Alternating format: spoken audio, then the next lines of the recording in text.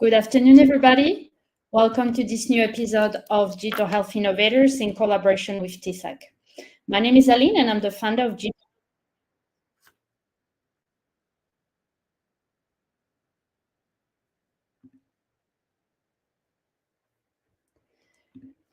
So we wanted to do that episode today because so it's all about DiGA. DiGA is a certification in Germany around digital health and digital therapeutics. And we think it's an important topic, and we wanted to address it. So I'm very happy to organize that event in collaboration with TISAC. So Andrea, if you want to tell us a few words about TISAC. Thank you, Aline. Thank you, all of you, for being here. From TISAC, we are a civil organization in Latin America, and we are very happy to be here with you to introduce this topic from DiGA in Germany, and we are happy to be part of this this webinar. So, Aline, I leave you with Alex to introduce Alex. Thank you, Andrea. So maybe a few words before we start. So what can you expect today? So Alex is an expert in the field, and so we will discuss, he will tell us what is DiGA. So maybe many of you don't know exactly what it is, so he would really dive into the definition of DiGA. Tell us about the different companies who are already listed under DiGA in Germany and how it works. If some of you are interested in applying to DiGA, he will tell us the different process. So if you're a German company or if you're a foreign company, and if it makes sense for you to apply. He will also share some feedback about DiGA. So it has been around for like 3 years in Germany. So some early feedback about that, how the market received it, how the healthcare professional received it, adoption in general. And we will also discuss the role of the pharma companies around DiGA. So if we talk about partnership, investment, etc. So maybe also the reason why we were interested in that topic is that, so I'm based in Spain. Andrea represents Latin America, but for us in Spain, so things are starting to move. We'll have Consorcio DTX at the end of the show, will tell us a few words, and they are working to try to move things in Spain to get our own DiGA program. Here in Catalonia, they recently announced that they will launch their own fast track. So it's a hot topic, and we think it's important to see what's happening outside to understand better what's the potential for our own country. So without further ado, I would like to welcome Alan Fuchs. Alex is the principal at Digital Oxygen. So Alex, all yours. And remember that if you have questions, drop them in the chat, and we'll address them during the Q&A. Thank you, Aline. Thank you, Andrea, for giving me the opportunity to speak here today. Really happy to be here on stage and give you a little bit of insights on our on our learnings with DiGA in the field, on our learnings with digital health care in Germany and digital therapeutics in reimbursement, especially also thinking about pharma. Before I jump into the topic itself, let me get to say a few words about our company here at Digital Oxygen, and thank you for showing the slides here. About Digital Oxygen, we are a consulting company based in Munich, Germany.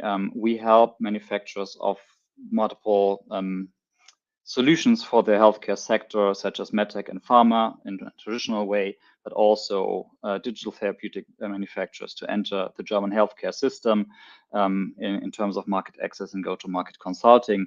This means that we have worked with a lot of startup clients and multinational clients, experiencing the German market as an attractive opportunity, but also as a very complex opportunity to follow. Ultimately, meaning that there are a lot of ways how you can get into a reimbursement system, such as the German one, and I'm sure this also applies to the reimbursement systems of our audience here today and tonight. We have also been part of the DiGA Fast track since the very beginning. So we've seen the development of companies moving into that field, and we have seen the development of the overall industry and overall market going into that field. And maybe that is a good start to go into the slides really and start with what is the background, what was the idea behind DiGA? And if we look at our, at least our German reimbursement system, we saw that there is a certain need to treat patients outside the existing treatment paths, outside the existing therapy paths, for example, in between the visit of the medical offices. So 4 years ago, our former Federal Minister of Health, Jens Spahn, proudly introduced the DiGA Fast Track and said, we are taking a step forward, taking a new opportunity and want to create a system where we make reimbursement health apps. That meaning that we always know if you start with one thing, it doesn't need to be perfect at the very beginning. And we will see a lot of learnings over the next years, which we have seen, and currently, as of 2023, entering into a new stage of the DiGA framework, with right now a lot of a lot of policies being updated to the learnings that we already have made. So what is so special about the DiGA? It is one certification for reimbursement applications. It is only one negotiation that you need to receive reimbursement money from the healthcare funds, and it's only one standardized pathway into the healthcare system. And you might already see this in your healthcare systems, that insurers or other healthcare providers are doing one-on-one contracts with other providers of digital therapeutics. And the DiGA system is a change from that into a world where there is standardized access to the healthcare system for digital therapeutics, with Germany being one of the first countries to really scale this up, and actually one of the first to really introduce the certification. As we all know, things must not be perfect at the very beginning. So we saw a few learnings, and if we look at what a DiGA is, what not a DiGA is, and what might be a DiGA, we saw that there's already now a learning curve. Maybe starting from the top. So what is a DiGA? A DiGA is a CE certified medical device. That means it's either a risk class 1 or 2A. Now learning that also great concepts are out there in the world of digital therapeutics, which are currently not able to become a DiGA or prescribable digital health application, because they are still, or they are class 2B devices in the medical field. So this will be changed. Also, if you think about where can patients use digital health applications, this can be either on the smartphone or on web applications on your laptop or your desktop computer. It also can be a smartphone popped into a virtual reality glass setup and hardware, making also the potential of virtual reality accessible to the healthcare system. It is also specifically meant as a therapy support for a specific diagnosis. That means that there is not a DiGA that is treating just overall symptoms which are not related to a diagnosis being made by a healthcare professional, but the DiGAs are really tools on the same level, such as traditional medtech and pharmaceutical products, aiming to provide a therapy. So a lot more than what a lifestyle application aims to do. We also see that one of the key criteria is that these DiGAs need to prove a positive healthcare effect. So they need to show evidence, and we'll get to the requirements a bit later in our session today. But we see that one of the key criteria is that there's a digital main functionality, which needs to be provided by the application itself. So therefore, for example, what is not a DiGA would be applications which solely provide a visualization of sensor data being collected in hardware, third-party hardware. So a DiGA always needs to have a little bit more and provide a little bit more of scope. For example, this could be some educational aspects, some assessment of such collected data, some access to specific information that you would typically receive from your healthcare professional. What is also not allowed to become a DiGA are applications which solely are looking for prevention or diagnosis. However, this is a particularity of the German healthcare system, since at least for prevention, we already have a track, and diagnosis can also be affected and reflected to a certain degree inside a DiGA concept, but not on a larger scale so far. If you think about the last item here on this slide, DiGA should be used primarily by the patient. This has been a requirement since the very beginning and is now softened to a bit, the meaning that in the future there will also be some telemedicine applications allowed, or at least a certain higher degree of involvement of healthcare professionals when prescribing a DiGA. So far, this was not allowed and had been excluded. So you can see when this framework was made, a lot of effort was being put into understanding what could be a good application, making sure that it does not conflict with the rest of the existing healthcare system, but also at the very beginning, policymakers saw a lack of ideas, a lack of potential applications, which made it difficult for them to really anticipate what exactly could be part of a DiGA and not part of a DiGA. 4 years later now, we have seen a lot of concepts trying to become a DiGA, having become a DiGA, or failing to become a DiGA, and could gain a lot of learnings from and insights from these DiGA candidates. So good news, also telemedicine applications will be able to become a greater deal of DiGA interventions. So if we look at this now in practice and think, okay, what does this really mean? This is just theory. We can take a look at the DiGA directory on a higher level. I've summarized those here. So you can see as of October 23, there have already been 55 DiGAs, digital health applications, listed in the directory. Interestingly, right now we have the majority of applications already being listed on a permanent base. And maybe this is a good point in time to explain what is the difference between preliminary and permanent listing. We've heard the word fast track already beforehand. This means that if you have evidence to a certain degree that gives you good confidence that if you run a greater study, you will already be listed, but you will not be listed on a permanent base. So you will be listed for 12 to 24 months, and you need to bring very strong evidence to the table at the end of that time frame to receive permanent listing and be permanent part of the healthcare system.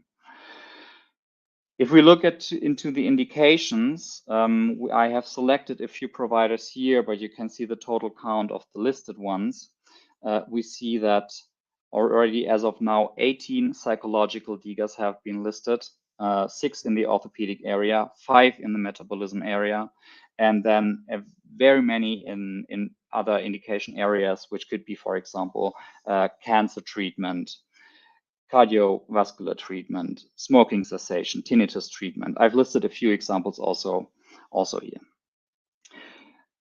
If we again look at the delisted ones or at the statistics, we see that there are 7 delisted ones, which means if you fail to provide that final evidence after the preliminary listing period, you will not move to the permanently listed bucket. You will need to go out of the market, at least in the DiGA case, you can try to get into the registry again at a later point of time, but for the first moment you will be removed from that list of reimbursable applications. So Knowing that there have been 55 already listed, certain more successful in providing evidence than others, let's take a look into the DiGA market development and take a look into the revenue figures.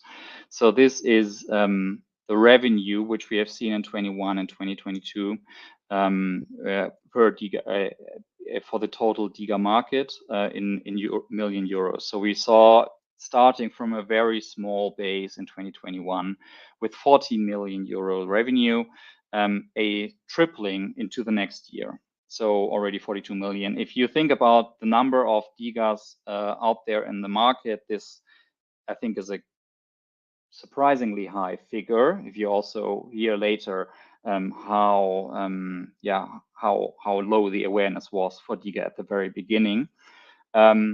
If you think about how large the healthcare system is, we see that there is a lot of potential still for digital health applications. And depending on different scenarios, we'll see that DiGAs will likely, in an optimistic scenario, be a €1 billion market in 2028. So only a few years from now. That is the result of increasing awareness in the market and increasing listing numbers at the BfArM directory. That means we have more DiGAs being listed in certain indications, leading to greater awareness among healthcare professionals and patients, but also we see that there is more indications being covered over time, meaning that a greater deal of the healthcare system can profit from digital therapeutics in that sense. If we go a step further and know what the opportunity is and think about how could we approach this, which is the system that Germany has put up for DiGAs to qualify themselves for the listing, we can see that it's a two to three step approach. I've talked about preliminary listing and permanent listing here. So these are the two levels that you can achieve. If you are heading for preliminary listing, you have around in total 24 months here to go through. 18 months around being for yourself to prepare your submission for the authority, and then 3 to 6 months of official review by the authority in Germany. If you're being listed preliminary, then you have, as said, this period of 12 to 24 months to really prove that you have a great efficiency for the healthcare system with a very scientific study. If you fail to do that, you will be delisted from the registry. If you succeed, you will receive permanent listing status after another 3 months of review by the authorities. So all in all, you again have another two-year time frame after being preliminary listed, heading then down to the price negotiations. If you already have a great evidence base in your company for your specific tool, you can take a shortcut and already submit for permanent listing right away, and cut around preliminary listing and evidence creation if you already have that in-house. If we now take a look into what this actually means, what do I need to prepare in terms of requirements, which ones do we have here when we're talking about all requirements and pilot study, let's take a look further into the 2 dimensions that are typically a great hurdle also if you already have an existing application. Why is this, and why have there been so many requirements implemented? You could look at the 140 figure here and understand this is sounds like a lot, and it is in fact a lot of effort, and that this is also the reason, together with the evidence, why you would need around 18 months to prepare yourself for an application. So there is certain requirements in terms of interoperability with the German healthcare system, but there are also very high standards with data security and data protection, which you would typically not need to fulfill if you are a over-the-counter lifestyle application from the App Store, and which you only will start to implement typically when you're moving towards becoming a DiGA. Also, accessibility is a tough topic, especially for the targeted patient population. Should always be regarded. And then there are certain other requirements, such as IT security certification and other additional incoming certificates, aiming to provide high security and high data protection for the patients. Since this is also the claim by the public in Germany and the expectation by the public, if there's public money going into healthcare applications, then they should also be safe and provide the highest level of security to the patients. This is one deal, technical requirements. The other deal is evidence requirements, also very tricky. Since, as said, there are 2 levels that you can aim for, but the RCT, which you need to do sooner or later, is a very, very standardized, but also very scientific method that you will need to fulfill and that you will need to follow to provide a good insight into why your application is better than what the current standard of care is. If you had to BfArM at the very beginning, you have around typically 40 to 80 patients in your pilot study,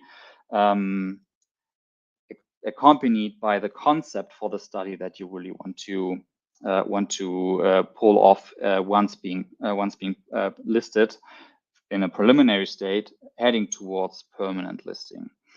Those studies that you then run through are typically between 150 and 600 patients, also including a control group who, as said, would receive a standard of care treatment, which again makes it in certain cases difficult to include evidence created from areas outside of Germany. So if we look at this, I think you get a better picture of why it is quite a high standard and quite effortful to prepare these applications to receive first preliminary and then later permanent listing in the German healthcare system.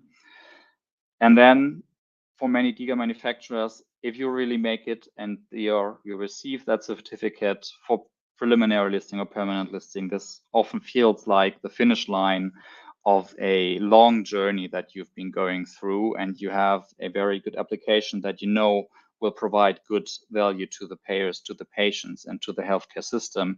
And you also have a tool which you think, solves a lot of problems, and it will likely prescribe itself, which unfortunately is not always the case, as we have seen. So I always like to see the DiGA listing in the official directory as the start line into the market and not as the finish line to regulatory compliance. Why is that? If you look at DiGA's digital therapeutics, they need to somehow find a way into the existing healthcare system. It's difficult if you try to make them something brand new, passing by a lot of stakeholders that currently take therapy decisions and make the decision on how therapies look like. Those 2 groups typically being payers, and we've talked about them when you're getting to price negotiations. But in the German healthcare system, one central stakeholder are the medical offices, or so-called point of care. And the DiGA manufacturer saw a lot of challenges in the first state here. Why is that? If you, as a DiGA, as a prescriber, have a set of different tools or different therapies available to use to treat your patients, digital therapeutics are yet another tool that you could use. So you need to learn about it. There's at the beginning was very low awareness about this. You might remember it was introduced in autumn 2020, and there were a lot of other complications in the healthcare system due to the COVID pandemic and other topics that took the focus of the medical teams out in the field. So the awareness was not there. It needed first to be built up, which was mainly done by those startups. And if you look at statistics as of today, already 85% of prescribers have heard of a DiGA and know by now what a DiGA is.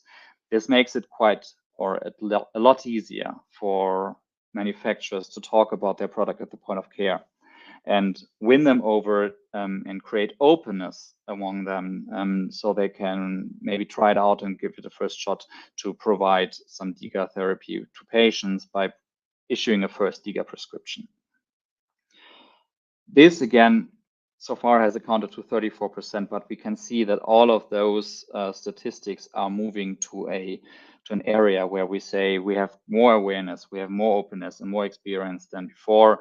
It is only a matter of time until everybody will have heard of it and more people will be open and experienced with also prescribing DiGA. So much said for the point of care challenges which you as a DiGA manufacturer would need to solve. If you look at the patient-facing challenges, there is the same. You have first of all an absence of awareness. So now over time, patients become aware of DiGAs, but only through their HCPs, saying the healthcare professionals. Also, this prescription process and how to hand in the prescriptions is quite innovative in the German healthcare system. Typically, as a patient, you would go to a pharmacy in Germany with your prescription and receive the treatment or the medtech pharma product that you would need, or you would directly turn to the manufacturer, which is difficult if it is a virtual digital product. You can't go directly to the app store. It's still a prescription product, so you will receive a prescription. So again, a learning that has been made that if you have a digital product, there should be a fairly digital product process to hand in the prescription, but it should also reflect the existing processes in the German healthcare system or in any healthcare system if you introduce DiGA to your own local levels, because this is only what patients are familiar with, and you need to use that familiar processes to really get them into a state where they would like to use a DiGA or can even cope with the process around using certain digital health products. And the last thing that is a challenge which many manufacturers are working on is adherence. So now for the first time, it is possible to measure whether a certain prescribed therapy is actually being followed. You can't see that with pharmaceutical products. You typically don't know whether patients walk out of the pharmacy and just throw away what they have been prescribed, or whether they take it following the strict adherence rules that they have received from their prescribers. So this can differ again heavily among applications, also depending on how much effort they have put into creating engagement with the application, but is again also seen critically in the field when you know that DiGAs are also comparably expensive, that you would not see a 100% adherence to those tools. And then of course there's a desire to know how big the adherence is with those tools, and is a desire also to only pay for performance. So two challenges that DiGA manufacturers or providers need to cope with. One is convincing and making the prescribers aware. One is making the patients aware about DiGAs and helping them to start the DiGA therapy. An effortful endeavor that many DiGA manufacturers first have tried to do on their own, and now over time have learned that it takes a partner in the market that already knows quite well about the prescribers, about the patient needs, about the guidelines that you can use to combine the DiGA therapy with. So what we see now is that DiGA manufacturers are starting sales partnerships with pharmaceutical companies or other corporate companies which already have their own sales force out in the market. From the corporate point of view, and this is what we're currently looking at, it's a decision to test the waters if you go into such sales partnerships. Testing the water with digital therapeutics Is this something that you would want to follow as an own business model in the future? And you can then, if you've tested the waters, go into one or other direction. One being to build your own DiGA and say, okay, we've experienced that this is a market that we believe in.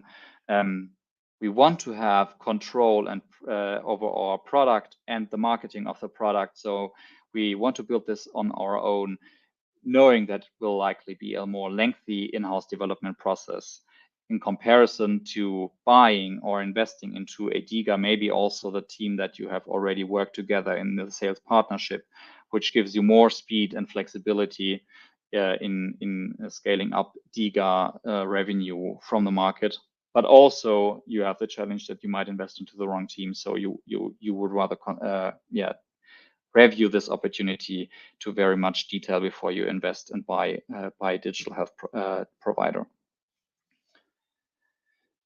There have been as of today, plenty of examples of such collaborations and partnerships. If you look at corporate and DiGA, buying and investment activities, so investments from corporates into DiGA, in total there have been 5 already made over the past years.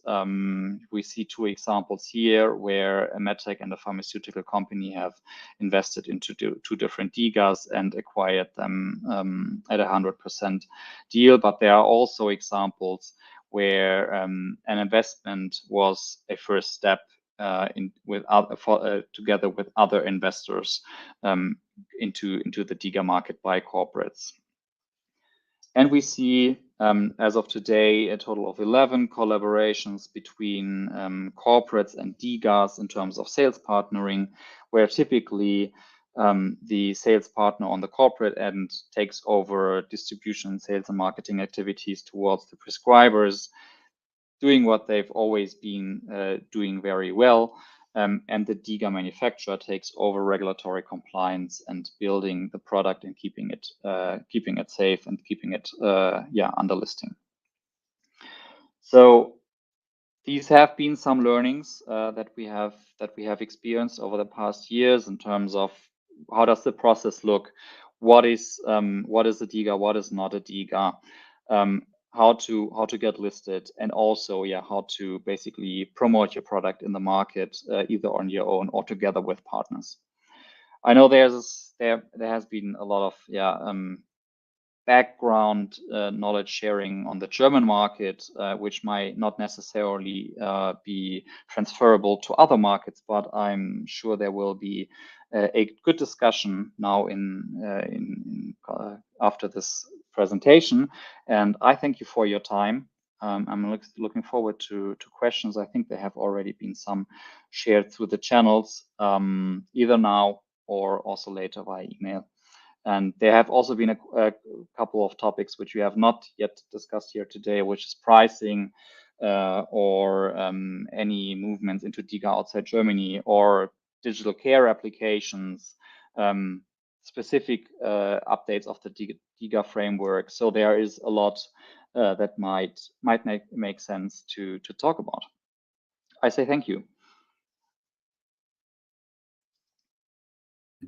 Thank you very much, Alex. That was really great, very insightful. So while we wait for people to drop their question in the chat, I have a few questions for you. So you mentioned pricing. So we have startups in the audience who are maybe thinking about doing a DiGA. Can you tell us how the prices for the DiGA are actually defined? Like maybe the first prices, and then when they go through the review after 1 year, the definite prices? Yeah, sure. Let me go. I think you can still my screen, right? Let me go back a few slides. So there's two stages of prices. There's prices under the preliminary listing period. So in this area, under the trial phase, you have a specific price. I'll just show it here. You have a specific price under the trial phase, and you have a specific price after the final negotiation, which happens only after permanent listing. So the typical price range in this trial phase or price point is on average around 500 euro that you can claim for the very first year, only 12 months. There are certain regulations around, such as max prices that you need to follow, depending on your peers in your indication group, or certain thresholds under which you do not have to follow those max prices. After this time, after you have created your permanent evidence, you go to a board of payers and you negotiate your price. This procedure again takes up to 6 months. And the average price point that you receive here is 220 euro per 90-day prescription. So this may sound a lot and a very attractive opportunity, but you also need to keep in mind that going through all of these steps here also takes a lot of effort. So I would not see that currently DiGA manufacturers are really,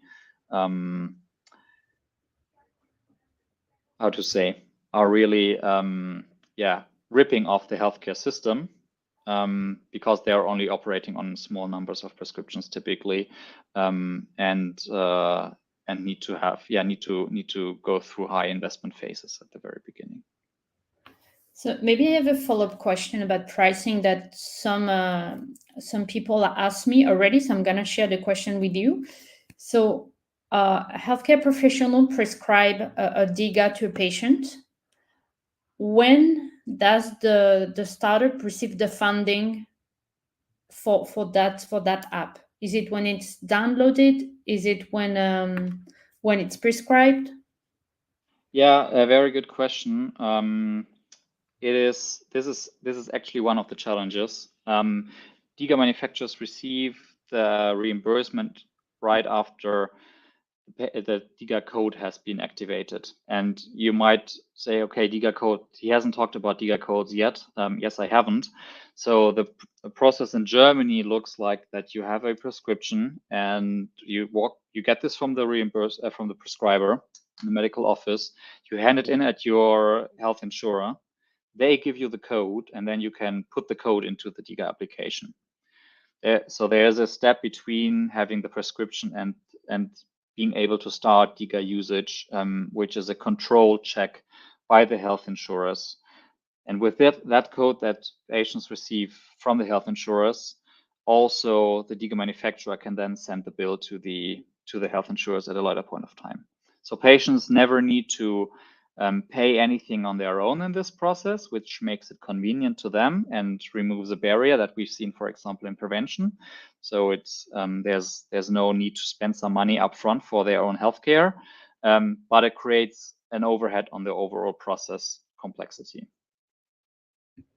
Thanks, Alex. So we have some questions in the chat. So I'll take the first one, like 2 parts to the question. So it's a CE-marked app that's already on the market. And the question is, how much time cost could they expect from the full DiGA process? Is it managed by BfArM? And second part of the question is, do they need to conduct another pilot study, knowing that they already have clinical investigation? So on the in Spain.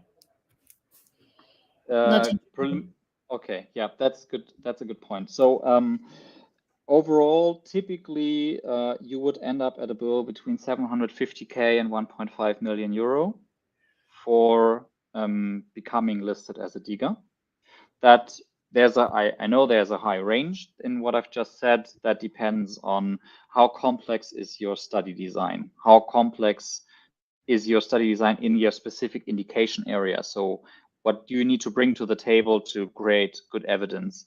How complex is also your technical setup or also your internal organizational processes that you follow? If you are a class 2B product or might want to become with a class 2B product a DiGA, then of course the certification process yet only for this very first step is more complex and costly than what you would see as a class 1 product. Remind me of the second question, Aline. If you need to do clinical validation when you had clinical validation already in your own country. Yeah. Alex, just if I'm wrong, just write it in the chat. I think that's what you mean. You have clinical validation in Spain, and if you want to do it in Germany. So for this, let me say it like this. At this stage, for permanent listing, you always need to have a study done in Germany. There's no way you can't get around this. It would be very difficult to find a setting where standard of care for the control group exactly matches the standard of care of the German healthcare system. That is very unfortunate. In the pilot study, there may be more flexibility. We see that there are certain manufacturers being listed with evidence from outside Germany.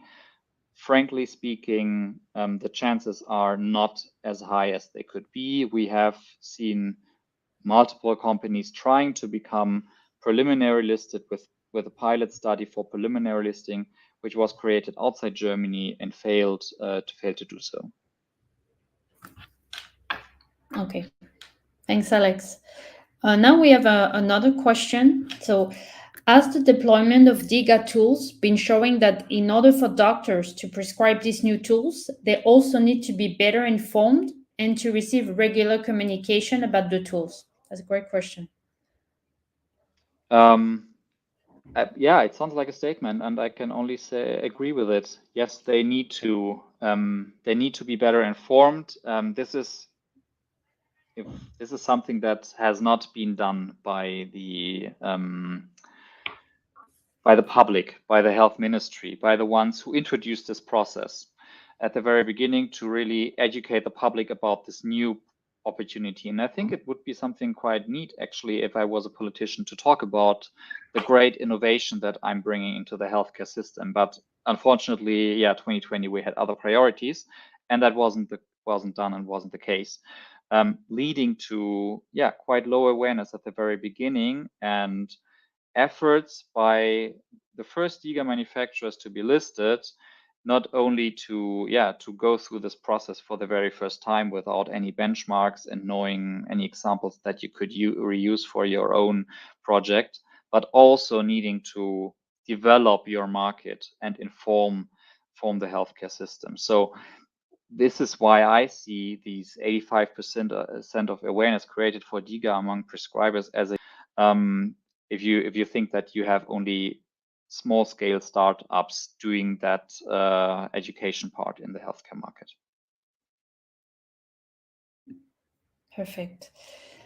So now we have a question about the if you can tell us more about the interoperability with EHR requirements.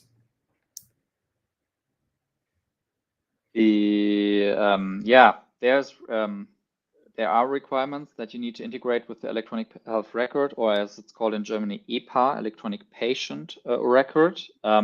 This is part of the interoperability requirements.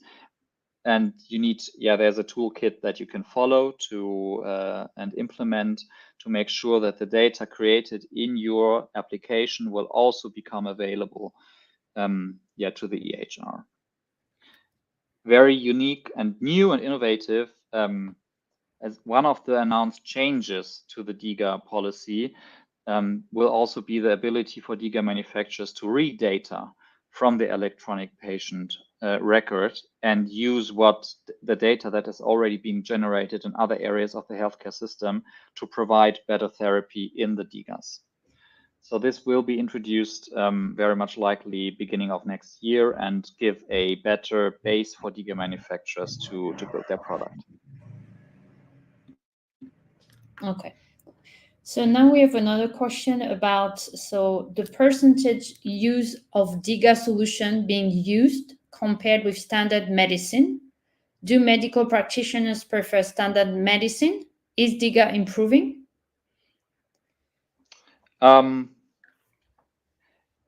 Yes, still that's let me answer the first question. Yes, that is the case. DiGA manufacturers face a situation where people are in the change process. So they first like to stick what they already know and how it works, which is standard medtech and pharmaceutical products. DiGAs need to first convince the market of the effect and how DiGAs in general can work before you can talk to prescribers about your specific product. So typically it takes three talks and 3 calls to talk about your own product before to talk about the DiGA framework before you can actually talk about your own product. But did that answer the question? We'll see, but I'm not sure if you answered the second part, like do medical practitioners prefer standard medicine versus DiGA? I say in the vast majority they do, definitely, yes. Since DiGA is something brand new and standard medicine is something that they've learned and lived and used their entire careers so far. But what we see is a trend lately that general practitioners actually also appreciate DiGAs as a tool to apply with patients which they couldn't help otherwise, because they say, I'm a general practitioner, I'm not a specialist in this indication, so I know capacity among these specialists is very scarce, and I need to find a way how to treat the patient and give them some sort of support, and that can be a DiGA. So DiGAs being used as tools by GPs where their own expertise ends is actually a thing that's currently happening in the market at a low level, since we are only entering year 4 of the DiGAs, and yeah, changing behavior in prescription also takes its time. Okay. Next question. How many prescriptions have been issued so far, roughly? And what are the top medical indications driving DTX prescriptions? I can't answer the first number yet. I could only state a number from almost a year ago, but I'm happy to send this out to the one who has asked afterwards. Is it public information? There's a public report which is being published once a year. And we have made a projection, but I don't have them in this of where we will land this year, but I don't have that in this deck here. Okay. The ones that are leading the field are indications which are which have a lot of patients behind them. So you have many DiGAs in the psychological field, leading to high prescription volume in that field, and you have a few front runners in the orthopedics area and also in obesity management, which can achieve high prescription and code activation volume. But I'd rather say this is the case because they have been around for quite long, had the ability to build their brands and awareness for their brands for longer time than others have done. So they have just a 2-year advantage to the ones that have recently been entering the market. And you can see rather that effect in the current prescription figures. Okay. Next question. DiGA submitting process and requirements seem to be very rigid and long. What should be the average time for submission and to get an answer? If you submit them at the public authority BfArM, typically you would need a year prep time or 18 months prep time. It can be faster, but 18 months is the standard that we see. And you would get an answer if you have submitted within the first few weeks. And that first set of answer would only be to make sure that your submission is actually complete before they will let the subject matter experts at the authority take a look at your application. So you will not receive right away deep dive feedback on your evidence. It would rather be a check whether every aspect of evidence documentation is in your application. So it will be another 3 months until you will receive deep dive feedback. Okay. Is the German health system doing anything to promote the adoption of DTX solutions by providers? Yes, we can see now that the organization of healthcare providers, healthcare specialists, or practitioners with their own medical offices, that those organizations are promoting or DiGAs, or at least giving them a stage at their annual summits in Germany. So those congresses where the prescribers all get together, and there's also an industry area. You also can find panel discussions, symposiums about DiGA there. Also creating more awareness and education about the DiGA framework in general in the market to the prescribers and the ones who decide over the therapy. Okay. So next questions, like in 3 parts. Regarding partnership between pharma and startups with solution in DiGA. According to DiGA regulations, pharma cannot relate the prescription of their medication to that of the solution. Is that correct? Say again, please. Pharma cannot? Pharma cannot relate the prescription of their medication to the prescription of the solution. So that means that, or as I understand, if I understand the question correctly, this is about how much pharma can actually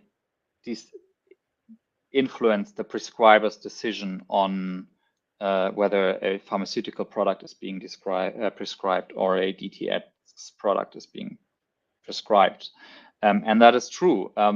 They can't really influence that decision by saying you need to prescribe this now.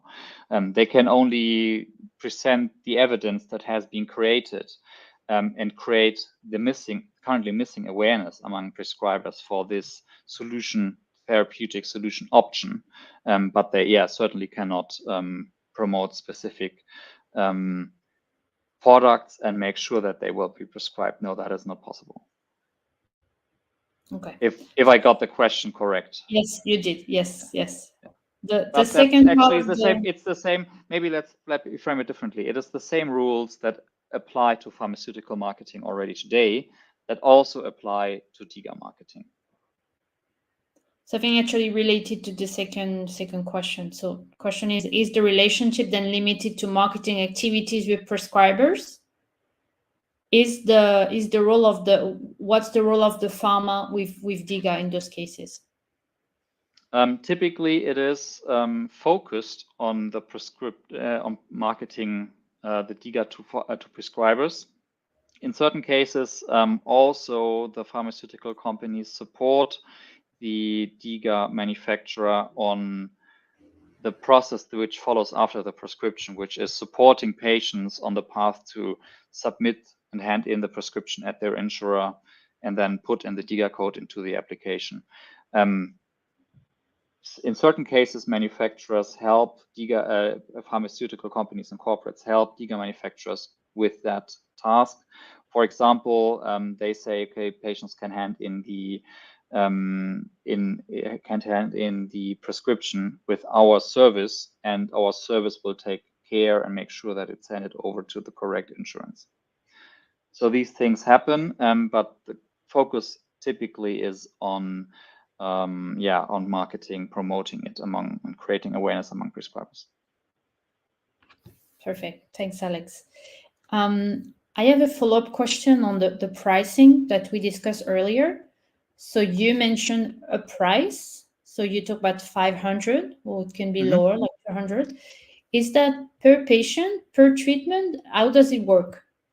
It is an average price that I said. 500 euro was the average price of DiGAs in the first year of listing for typically a 90-day prescription that you would have. This is the average, so it can vary a lot. There are DiGAs which have a 100 euro price point, and there are DiGAs which have a almost 2,000 euro price point. That, however, if you have a very high price point, is something that is rather seen critical among prescribers, since they know it's not, this amount of money is not taken from their medical office budget, but they know that the overall financing of the healthcare system has its limits, and would then, if you have one DiGA which is cheaper than the other, in many cases turn to the one which they think is more economic, and turn away from those prices, DiGAs with 4-digit prices. Okay. So then we touched on that a bit before, but how complicated is it for a non-German startup to apply for DiGA? It is, I'd say it is almost the same. The question is where are you located outside of Germany? Are you located still in the European Union? Then it is much simpler, because you already today need to fulfill GDPR requirements. If you are located from very much outside the European Union, you would first need to build a legal entity, find a legal distributor for your product inside the European Union. That is an additional step which can be managed, definitely. But it still makes it a bit more complex than for companies which are already inside the European Union. But otherwise, I don't see much difference between being located in Germany and being located in any other EU country. And we have various examples of successful DiGAs which are not located in Germany. And is there already some non-German companies listed in DiGA, in the directory? Yes, there are some. There's a company from the Czech Republic, or there's a company from Romania, for example. And I believe that you helped company with that process, no? If they needed some support?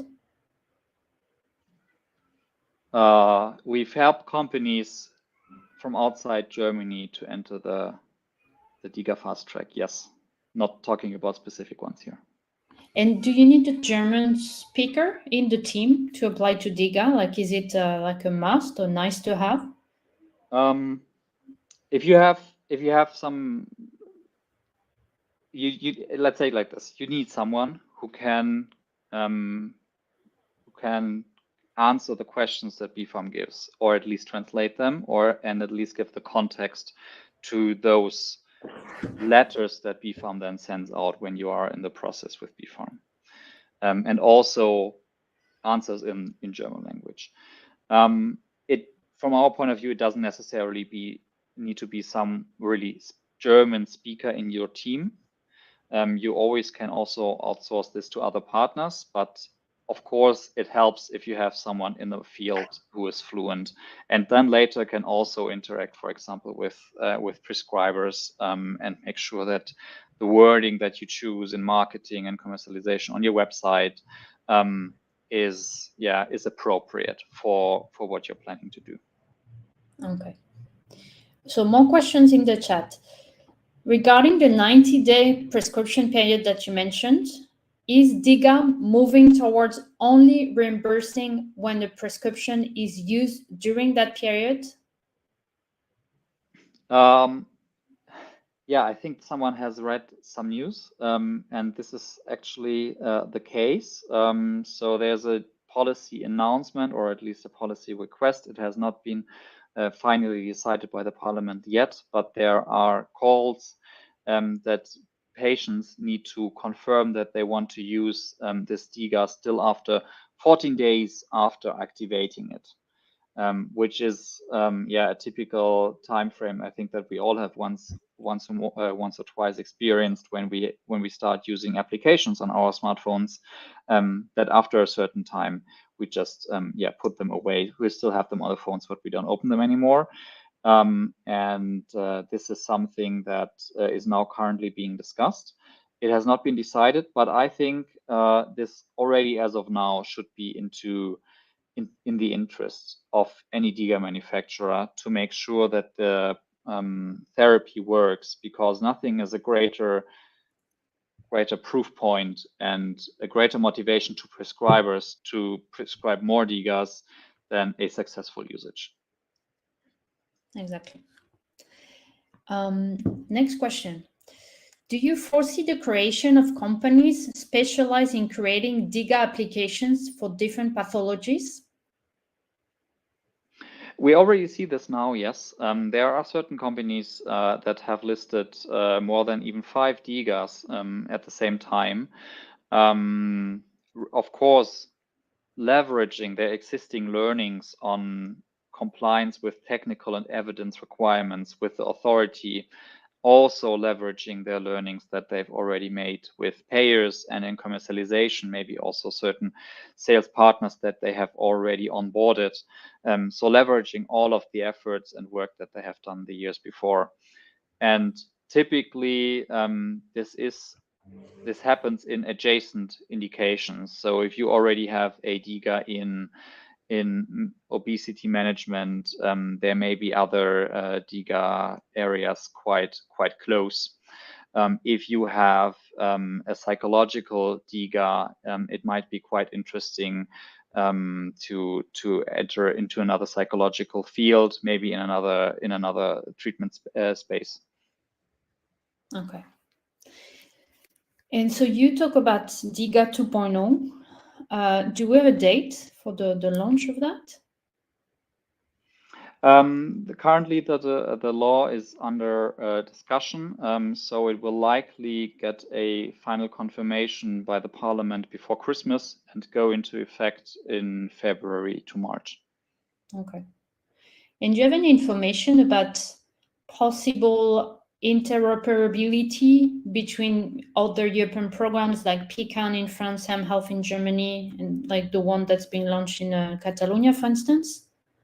We haven't heard about that. From my experience, those systems are quite differend when it comes to interoperability and technical requirements.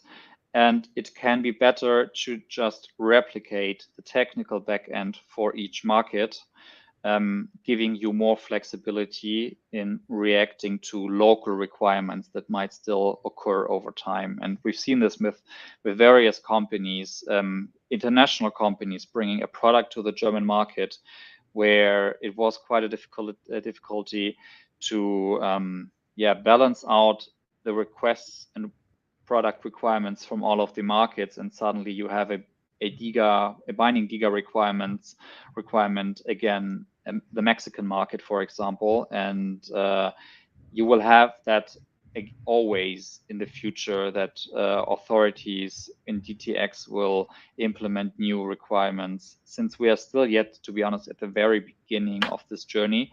So there will be a lot more learnings also in the next years, and I think in any healthcare system, of how interoperability, for example, will look like, and it makes your life a lot easier if you have separate backends. And based on your experience, and if we have in the audience some countries who are looking at launching their own DiGA system, what would be your advice to them? What should they do or not do? I think they should,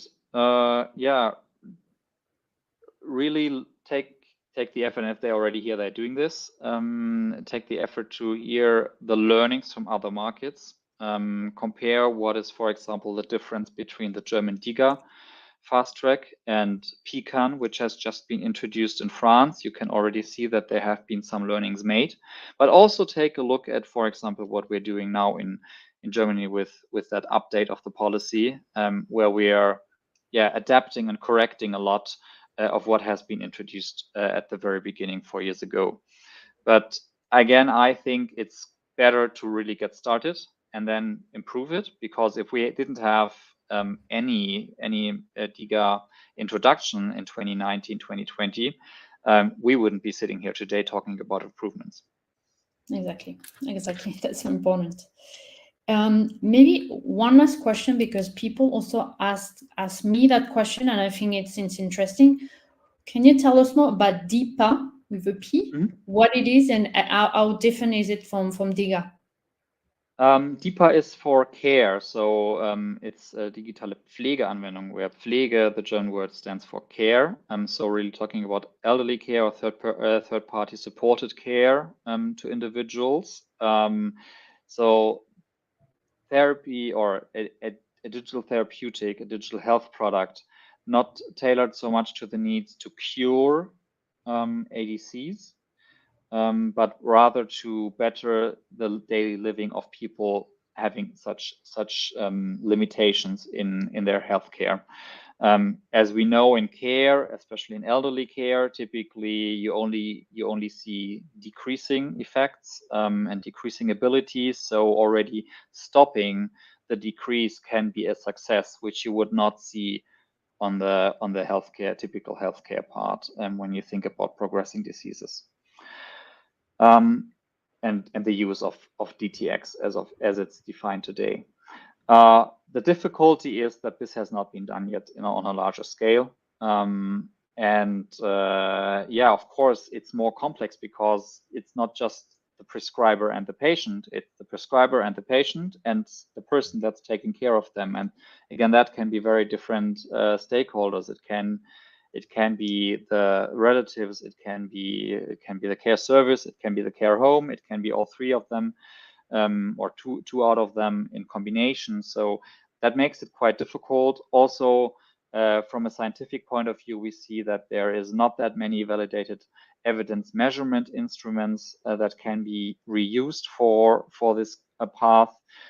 So way more hurdles than what you have in the DiGA space, and therefore making it more complex. But definitely, I think we all see this at least in the European markets. We have aging societies with ever greater needs towards therapy and providing assistance to the elderly. Exactly. Fantastic. Well, Alex, I think we're going to leave the session here. Thank you so much for that presentation, for answering all the questions. We will share your contact details. So if you have any more questions for Alex, feel free to reach out to him directly. And now I would like to welcome Carmen from Consorcio DTX, who will share a few words, like a few closing words. Carmen, all yours. Hi, thank you very much, Aline, and thank you very much, Alex, for your presentation. It was super interesting.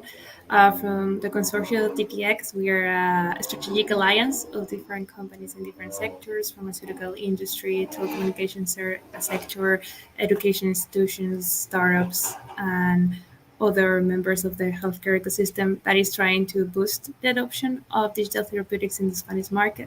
And one way we are doing that is with a lot of topics that Alex actually talked about. So awareness is a very big part, and looking at the limitations and the main points that both healthcare providers and patients may have in this area, which I think we shared a lot with Germany.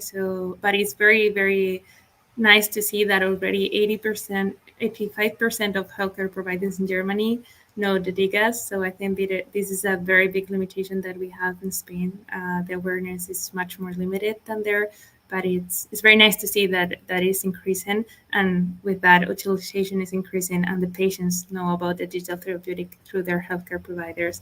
And I think that is something that all through Europe we have to work on, because that is the basics. And the other way is through trying to boost also deregulation, but being facilitators of the public administration. So as Alex said, we are looking at other countries such as Germany, such as France, and looking at best practices and lessons learned from those countries. So hopefully we will learn also from everything that Alex has told us today, and try to adopt it here in Spain, which hopefully things start moving a little bit more quickly lately. So thank you very much for organizing the seminar, and anybody that is from Spain or from other communities, we're also always welcoming people to take part of the consortium or learn more about it. We are always open. You can find us on LinkedIn and in other areas. So very happy to collaborate to try to drive this forward, not only in Spain, but also in Europe.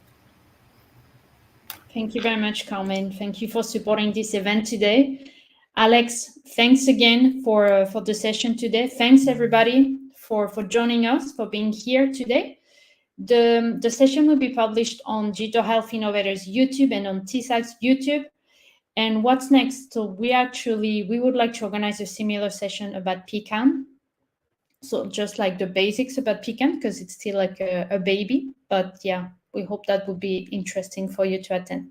So thank you very much, and we see you soon for another event. Have a nice evening.